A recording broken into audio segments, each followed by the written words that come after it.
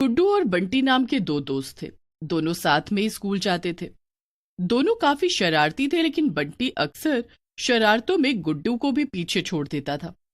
एक दिन दोनों साथ में स्कूल जा रहे थे। क्यों गुड्डू, मैंने तुझे मना किया था ना कि मेरी माँ को मत बताना कि स्कूल में मास्टर ने मुझे मारा था, फिर भी तूने उन्हें सब कुछ बता दिया। ओ वो, अरे वो मैंने नहीं बताया, वो तो चाची को किसी और ने बताया था। तो वो आकर मुझसे पता कर रही थी कि खबर पक्की है या नहीं। बस फिर जब उन्हें सबसे पहले से ही पता था तो मैं झूठ बोलकर करता भी क्या। हाँ हाँ, सब पता है मुझे कि तू कितना सत्यवादी है। तेरे सच बताने के चक्कर में उन्होंने मेरी जूते चप्पलों से कुटाई की है। अब छोड़, जो हुआ तो हुआ, भूल जा सारी पिटाई। बंटी और गुड्डू ऐसे ही बातें करते हुए जा रहे थे कि तभी बंटी की नजर सामने पड़े एक चिराग पर गई। बंटी भागता हुआ गया और उसने चिराग को उठा लिया। अरे छी छी, ये क्या है? अब तू कूड़ा भी बीनेगा? अब मैं ये बताऊं तेरी माँ को, तू पागल है क्या गुड्डू? ये तुझे कहाँ से कूड़ा नजर आ रहा है? अरे ये तो खजाना है, खजाना। क्या? मगर कैसे? ये तो कोई बहुत पुराना चिराग लग रहा है। हाँ, और अक्सर पुराने चिराग से कौन बाहर आता है? जिन। और फिर वो जिन्न तेरी हर इच्छा पूरी करेंगे, है ना? सचमुच मुझे नहीं पता था कि तू इतना बड़ा पागल है। अरे मुझे तो लगता है चाची के हाथ से जूते चप्पल खाने के बाद तेरा मानसिक संतुलन हिल गया है। गुड्डू हंसते हुए स्कूल के रास्ते पर चल देता है और बंटी उसके मजाक पर चढ़ जाता है। इस गधे के पास खुद तो दिमाग है नहीं, इसीलिए इसे मेरी बात भी समझ नहीं आई। अभी मैं ये चिराग अपने साथ स्कूल ले चलता हूँ, बाद में इससे जिन्न बुलाऊंगा। इतना कहकर बंटी चिराग को अपने बैग में रख लेता है और गुड्डू के साथ स्कूल पहुंच जाता है। कुछ देर बाद जब लंच हो जाता है तब बंटी चुपके से अपना बैग लेकर बाथरूम में जाता है। ओहो, मैंने तो सोचा था कि घर जाकर इस चिराग को घिसूंगा और इसमें से जिन्न बाहर आएंगे, लेकिन मुझसे तो रहा ही नहीं जा रहा है। अब यही सही मौका है, यहाँ आसपास कोई है भी नहीं। जल्दी से जिन्न को बाहर बुलाता हूँ। आज मम्मी ने लंच में बैंगन रखे हैं, जिन्न से कहूंगा कि मुझे पनीर खाना है। बाबा कितना मजा आने वाला है। बंटी खुश होकर चिराग को घिसता है और जिन के बाहर आने का इंतजार करने लगता है, लेकिन चिराग से जिन की जगह 3 डरावने भूत बाहर आ जाते हैं। उन्हें देखकर बंटी की हालत खराब हो जाती है। ये क्या? इस चिराग से भूत कैसे निकल आए, वो भी 3-3? क्या बात है बच्चे, तूने हमें बड़े दिनों के बाद इस चिराग की कैद से आजाद किया है। अरे तुम भी क्या बातों में लगे हो? मुझे तो बड़ी भूख लग रही है। चलो हम तीनों इसे ही खा के शुरुआत करते हैं। नहीं नहीं, हम इसे नहीं खा सकते हैं। जो कोई भी हमें चिराग से बाहर निकालेगा, अगर हमने उसे नुकसान पहुंचाया तो हम वापस से चिराग में कैद हो जाएंगे। तीनों भूत बाहर चले जाते हैं और बंटी अभी भी डर से कांप रहा था। उसे कुछ समझ ही नहीं आया कि अभी अभी उसके साथ हुआ क्या। वो इतना डरा हुआ था कि उसकी बाथरूम से बाहर जाने की भी हिम्मत नहीं हो रही थी। तभी किसी ने पीछे से उसके कंधे पर हाथ रखा। बंटी चौंक कर चिल्ला उठा, नहीं, मुझे मत खाना, मुझे मत खाना।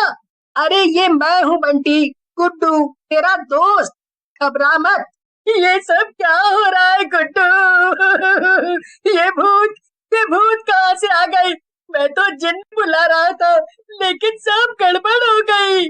मैंने तो तुझे मना किया था ना कि उस चिराग को वहीं छोड़ दे, लेकिन तूने मेरी एक नहीं सुनी। मैं यही बाथरूम के अंदर था और मैंने अंदर से सब सुन लिया है। मुझसे तो बहुत बड़ी गलती हो गई गुड्डू, अब हम क्या करेंगे? वो तीनों भूत बाथरूम से बाहर चले गए हैं। जरा सोच गुड्डू, बाहर कितने सारे बच्चे हैं। ऐसे तो सारे बच्चे और मास्टर खतरे। तभी बंटी और गुड्डू को कई बच्चों के चीखने की आवाजें सुनाई देती हैं। चल बंटी, बाहर चलकर देखते हैं कि आखिर क्या हो रहा है। हमें कुछ भी करके सबको बचाना होगा। क्या? बाहर? नहीं नहीं, मैं यहाँ से बाहर नहीं जाऊंगा। बाहर भूत है। तेरा दिमाग खराब है क्या बंटी? ये सब तेरी ही वजह से हो रहा है और तू अकेले अपनी जान की फिक्र कर रहा है। बाकी सबका क्या? मुझे ये सब कुछ नहीं पता। मैंने कह दिया ना कि मैं बाहर नहीं जाऊंगा तो बस नहीं जाऊंगा। ठीक है, पड़ा रह यहीं पे, डरपोक कहीं का। डरपोक ही नहीं, तू तो मतलबी भी निकला गुड्डू। मैं तो जा रहा हूँ। इतना कहकर गुड्डू बाथरूम से बाहर निकल जाता है और बंटी वहीं बैठा रहता है। बाहर निकलकर गुड्डू जब बाहर का हाल देखता है तो एक पल के लिए तो उसकी भी हालत खराब हो जाती है। पूरे स्कूल पर भूतों ने हमला कर रखा था और हर तरफ लोगों की लाशें बिछी हुई थी। स्कूल लोगों की चीखों से गूंज रहा था। गुड्डू खड़ा खड़ा ये सब सोच ही रहा था कि तभी पीछे से बंटी आ जाता है। बंटी, तू तो आने नहीं वाला था ना? हाँ गुड्डू, थोड़ी देर के लिए मैं स्वार्थी हो गया था, लेकिन तूने मेरी आंखें खोल दी। ये सब परेशानी मैंने ही खड़ी की है ना, तो अब इसे मैं ही ठीक करूंगा। शाबाश बंटी, मुझे तुझसे यही उम्मीद थी, लेकिन हम ये सब करेंगे कैसे? गुड्डू, तू बाथरूम में ही छिपा था ना, तो तूने सुना नहीं था कि वो भूत क्या बोल रहे थे? क्या? अरे गुड्डू, उसमें से एक भूत मुझे खाना चाह रहा था, लेकिन तभी उसे एक दूसरे भूत ने रोक दिया था। अरे हाँ, वो भूत ने कहा था कि वो लोग उसे नुकसान नहीं पहुंचा सकते हैं जिसने उन्हें चिराग से बाहर निकाला है, और अगर उन्होंने ऐसा किया तो वो वापस चिराग में कैद हो जाएंगे। हाँ, बिल्कुल ठीक। तो अब हम कुछ ऐसा करेंगे जिससे कि सांप भी मर जाए और लाठी भी न टूटे। बंटी गुड्डू को इशारा करता है और वो दोनों तुरंत भूतों को ढूंढने के लिए निकल जाते हैं। बंटी गुड्डू को दिखाता है कि तीनों भूत स्कूल की दूसरी मंजिल पर थे और कुछ बच्चों को पकड़ने की कोशिश कर रहे थे। बंटी और गुड्डू दोनों जल्दी से ऊपर जाते हैं, लेकिन बंटी सीढ़ियों के पास छुपकर खड़ा हो जाता है। गुड्डू अकेले ही भूतों के सामने आता है और उनसे कहता है, ओए भूत, जरा इधर देख, उन बच्चों को क्या सता रहा है। दम है तो इधर आ और मुझसे पंगा लेकर दिखा। अरे अरे, जरा कोई इस पिद्दी से लड़के को तो देखो। इसकी इतनी हिम्मत, ये हमें ललकार रहा है। चलो चलो, सबसे पहले चलकर इसे ही खाते हैं। इसने हमारा मजाक उड़ाया है। तीनों भूत गुस्से में आग बबूला होकर गुड्डू को खाने के लिए भागते हैं, लेकिन गुड्डू फौरन पास में ही पड़ा एक लकड़ी का बड़ा सा टुकड़ा उठाता है और भूतों पर फेंक कर मारता है। वो लकड़ी सीधा एक भूत के मुंह पर जाकर लगती है और वो वहीं पर गिर जाता है। गुड्डू उसे देखकर जोर जोर से हंसने लगता है। अपना इतना ज्यादा अपमान भूतों से सहन नहीं हो रहा था और इसीलिए एक भूत ने उस लकड़ी के टुकड़े को उठाया और वापस गुड्डू की तरफ फेंका, लेकिन गुड्डू तुरंत वहां से हट गया और बंटी सामने आ गया। वो टुकड़ा जाकर बंटी को लगा और बंटी के हाथ पर चोट लग गई। एक भूत गुड्डू और बंटी को मारने के लिए आगे बढ़ा, लेकिन तीनों भूत कुछ भी कर पाते उसके पहले ही वो वापस चिराग में जाकर कैद हो गए और बंटी और गुड्डू ने चैन की सांस ली। आखिरकार हमने इन भूतों को वापस इनकी जगह पर पहुंचा दिया बंटी, और स्कूल में जो हाहाकार मचा हुआ था वो भी खत्म हुआ। लेकिन मुझे बहुत अफसोस है गुड्डू, मेरी लापरवाही की वजह से ही ये सब हुआ। मैं खुद को कभी माफ नहीं कर पाऊंगा।